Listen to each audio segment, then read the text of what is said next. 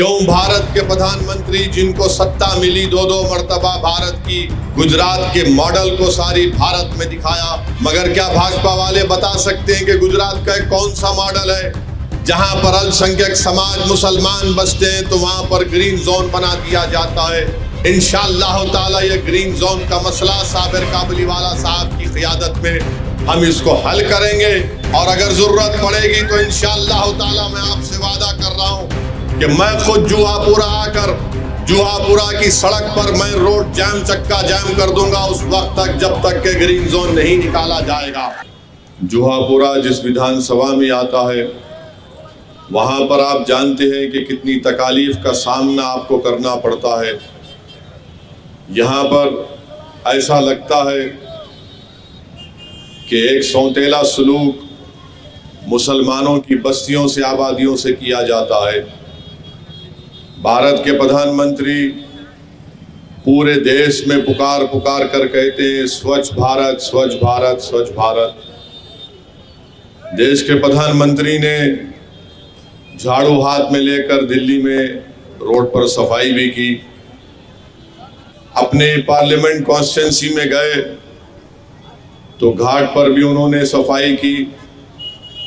मैं देश के प्रधानमंत्री से अपील करना चाह रहा हूं कि अगर वो जुहापुरा को आएंगे और जहां पर पूरे अहमदाबाद का कचरा डाला जाता है, प्रधानमंत्री भी एक झाड़ू अपने हाथ में ले लें, मैं भी अपने हाथ में झाड़ू लूंगा और वहां से उस कचरे के ढेर को हम साफ करने तैयार हैं।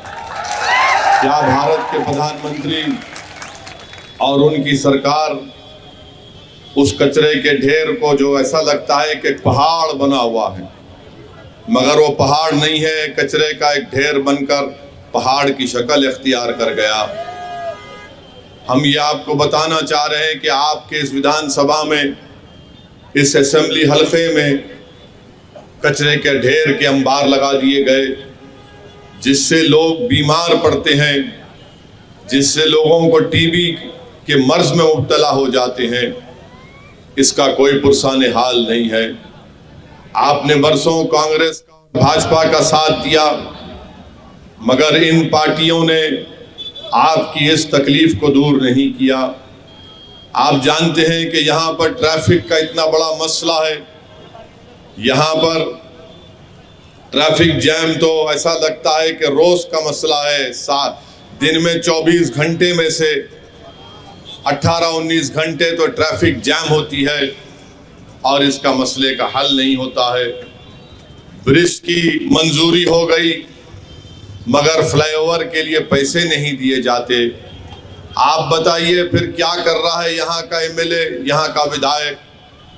क्या इनको ये तकलीफ मालूम नहीं होती है कि ट्रैफिक के मसले को हल किया जाए मगर उसको हल नहीं कर सकते हैं। फिर बात होती है कि जल से नल योजना। मेरे अजीज दोस्तों और बुजुर्गों, ये तो सिर्फ एक नारा बनकर रह गया। ऐसे हजारों घर हैं जुहापुरा में जहां पर साफ पानी नहीं मिलता। और आप जानते हैं कि यहाँ पर एक छोटा सा पार्क बनाया गया था जिसका नाम मुस्कान रखा गया, तो बीजेपी को पसंद नहीं आया कि बच्चों के चेहरे पर मुस्कान कैसे होगी और उस पार्क को बुलडोजर के जरिए निस्तो नाबूद कर दिया गया। मेरे अजीज दोस्तों और बुजुर्गों, आप जानते हैं कि ग्रीन जोन का एक बहुत बड़ा मसला जुहापुरा में है।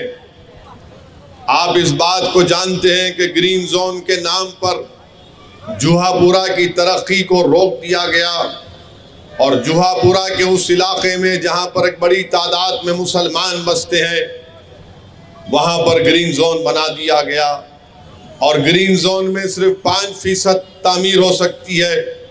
अभी हमको हमारे कॉरपोरेटर साहब बता रहे थे कि आज ही के दिन एक बुरी खबर उन्होंने मुझे बताई कि मौलाना हबीब का एक बिल्डिंग थी, आज जाकर उसको डिमोलिश कर दिया गया।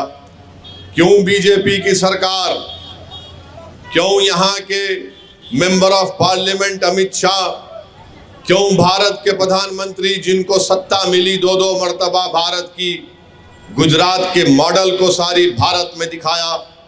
मगर क्या भाजपा वाले बता सकते हैं कि गुजरात का कौन सा मॉडल है जहां पर अल्पसंख्यक समाज मुसलमान बसते हैं तो वहां पर ग्रीन जोन बना दिया जाता है?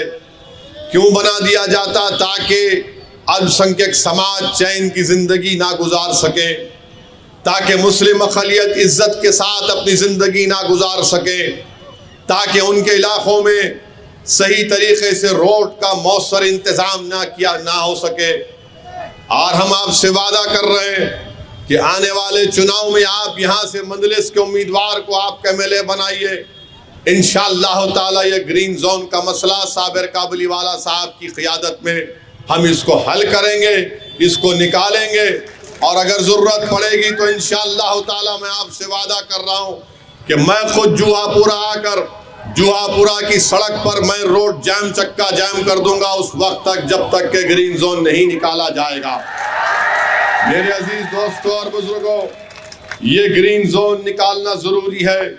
ग्रीन जोन जुहापुरा के मुसलमानों से तासुब की निशानी है, नफरत की निशानी है। और लोकतंत्र में इस तरह के फैसले नहीं लिए जा सकते हैं। जुहापुरा में आप जानते हैं कि गवर्नमेंट स्कूल नहीं है, बल्कि मैं ये जिम्मेदारी के साथ आपसे कह रहा हूं कि जुहापुरा में गवर्नमेंट स्कूल, बल्कि पूरे अहमदाबाद में गवर्नमेंट स्कूल सिर्फ 8वीं जमात तक पूरे अहमदाबाद डिस्ट्रिक्ट में है। क्यों नहीं सरकार जुहापुरा में गवर्नमेंट स्कूल खोलती है? खोला गया था मगर उसके बाद नहीं खोला गया। क्यों नहीं खोलती है सरकार? जब सारी दुनिया में आप बोलते हैं कि गुजरात में तो पूरा यहाँ पर जन्नत शद्दाद के नज़ारे दिखाए जाते हैं। मेरे अजीज दोस्तों और बुजुर्गों, जुहापुरा में गवर्नमेंट के स्कूल खुलवाए जाएंगे, लड़कर खुलवाए जाएंगे। और ये स्कूल खुलवाने का काम सिर्फ मंदलिस कर सकती है।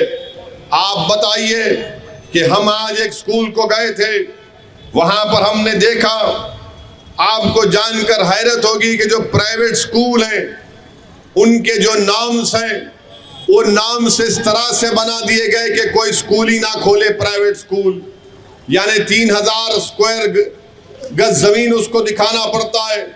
और जो फायर नाम्स बनाए गए प्राइवेट स्कूल के लिए वो कोई इंडस्ट्री के फायर नाम स्कूल के लिए दे दिए गए। ये क्यों बनाए जा रहे हैं इस तरह के कानून?